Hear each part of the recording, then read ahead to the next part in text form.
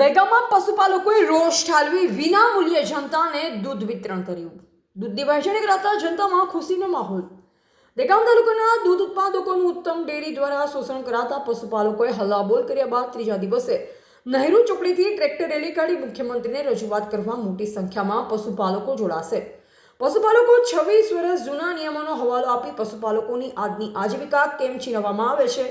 અમે દૂધ ઢોળવા નથી માંગતા, અમે સંઘર્ષ કરવા નથી માંગતા, પણ અમને અમારા હકનો ભાવ જોઈએ.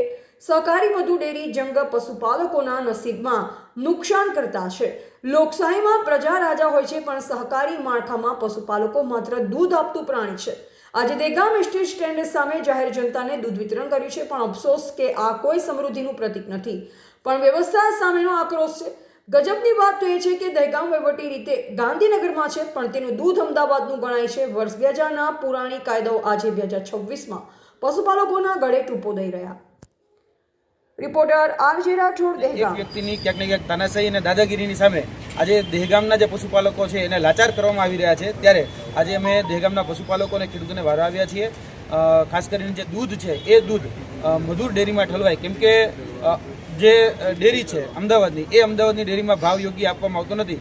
810 રૂપિયા ભાવ આપવામાં આવે છે, જ્યારે મધુર ડેરીની અંદર 855 રૂપિયા સુધીનો ભાવ એ આપવામાં આવે છે. તો ક્યાંક ને ક્યાંક આર્થિક રીતે નુકસાન થયું છે. તેને લઈ આજે અમે ફ્રી કહી શકાય નિઃશુલ્કપણે દૂધ વિતરણ કર્યું હતું. આજે જે પણ પશુપાલકો પોતાનું દૂધ હતું એ દૂધ ગાંધીનગર દહેગામના બસ સ્ટેન્ડની સામે એ નિઃશુલ્ક રીતે દૂધનું વિતરણ કરવામાં આવ્યું. આજે અમે મામલતદાર સાથે મુલાકાત કરીને આવતીકાલની પરમિશન માગેલી છે કે આવતીકાલે દહેગામના તમામ પશુપાલકો અને ખેડૂતો ભેગા થઈ અને ગુજરાતના મૃદુ અને કહી શકાય કે મક્કમ જે મુખ્યમંત્રી છે એને મળવા માગીએ છીએ. સહકારી મંત્રી છે એમને પણ મળવા માગીએ છીએ. અને જે જનપ્રતિનિધિનો વરઘોડો આજે કહી શકાય કે દહેગામની જનતાએ કાઢેલો હતો, કે દહેગામની જનતાએ જેને ખભા પર બેસાડી અને કહી શકાય કે જેને ભવ્ય જીત અપાવી હતી, આજે એ કોઈ જ અમારે વહારે આવ્યા નથી. તો એને પણ મળવા માટે અમે આવતીકાલે ગાંધીનગર વિધાનસભા જવાના છે, કારણ કે ગાંધીનગર વિધાનસભા એ કહી શકાય લોકશાહીનું પાવન મંદિર છે. લોકશાહીના પાવન મંદિરની અંદર અમે અમારા જે પ્રાણ પ્રશ્નો છે મૂકવા માંગે છે. ખેડૂતો અને પશુપાલકોની સાથે આવતીકાલે 400 થી 500. આજે શું કાર્યક્રમ કર્યો? આજે અમે મામલતદારને એક દૂધ વિતરણનો બી કર્યો. આજે અમે એવું દૂધ વિતરણ કર્યું. મેં કીધું હવે આપણે જે દૂધ બચ્યું છે એ તમામ દૂધ જ્યારે બહારના જે ગરીબ માણસો છે એમનું વિતરણ કર્યું. અમે દહેગામની અંદર અમે લગભગ 3000 લીટર દૂધનું વિતરણ કર્યું છે આજે. અને પશુપાલકોને એવું કીધું કે ભાઈ જે ગરીબ માણસો છે જેમને દૂધ નથી મળતું એમને દૂધનું એક વિતરણ કરો આપણે.